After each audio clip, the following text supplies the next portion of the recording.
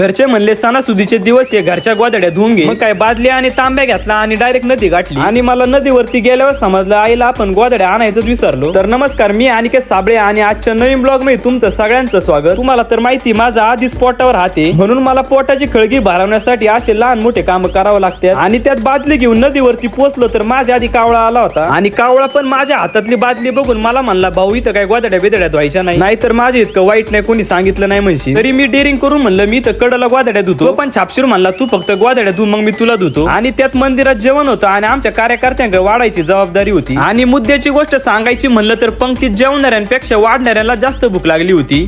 काय म्हणला?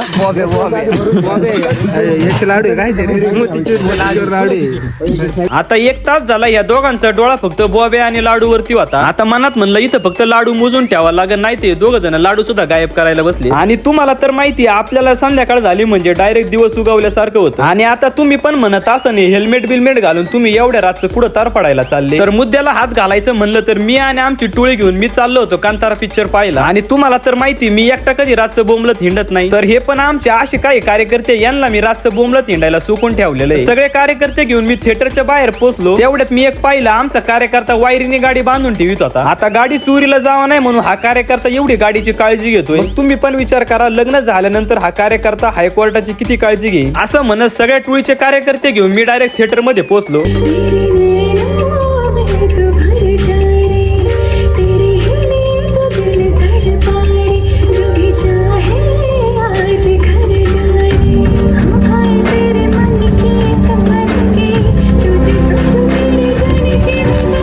तर कसा वाटला तुम्हाला आजचा ब्लॉग? आवडला असेल तर लाईक करा, कमेंट करा आणि शेअर करा. धन्यवाद.